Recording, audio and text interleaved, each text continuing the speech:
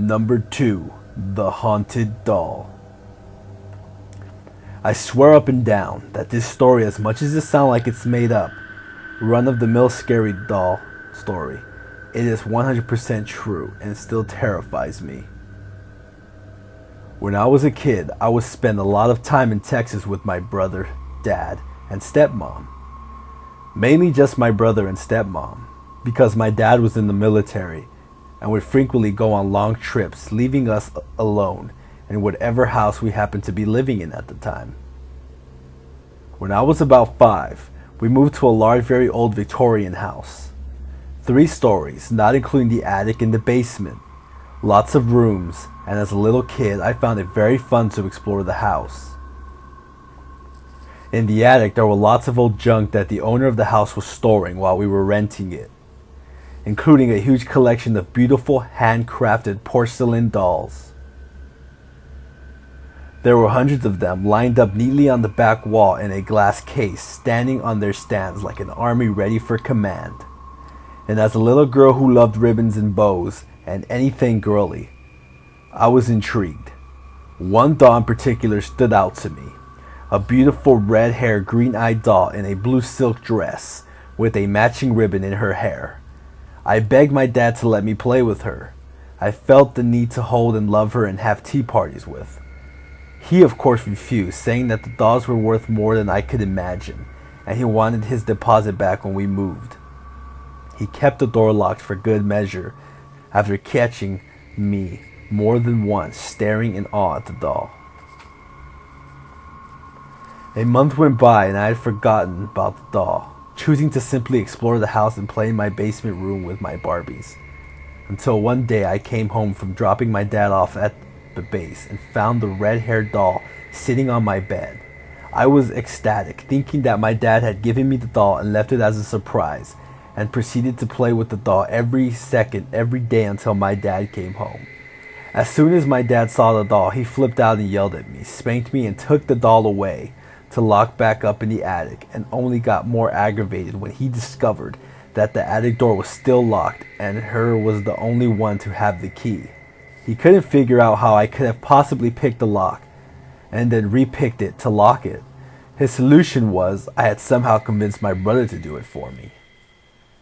Another month went by and my dad installed another lock on the attic, warning me and my brother what would happen if he found out we had been in the attic again while he was gone. That very night we returned home. The doll sat on my bed again, leaving me wary of its presence. Something that had once made me so happy now made me cautious and anxious.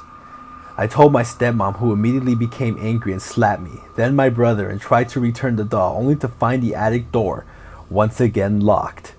She tore the house apart trying to find the keys she was positive we had hidden until giving up and locking the doll in her room.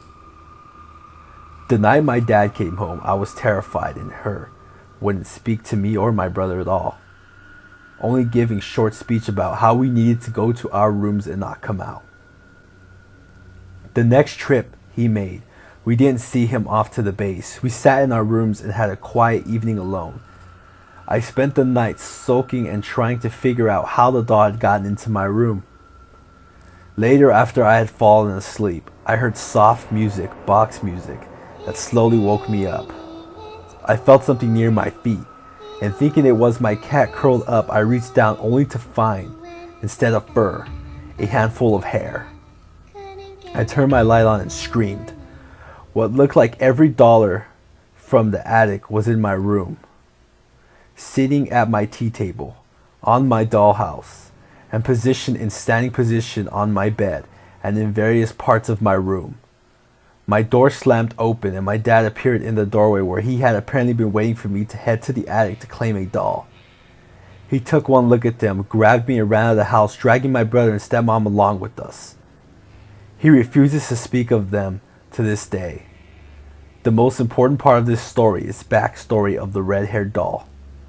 Apparently, the original builder and owner of the house had a daughter who died when she was about 8. And it was customary to make a doll of their likeness, made out of their real hair and dressed in the same clothes the child wore. I think it was that little girl, because I never felt like it was dangerous to play with the doll. I felt like she was lonely and trying to make a friend.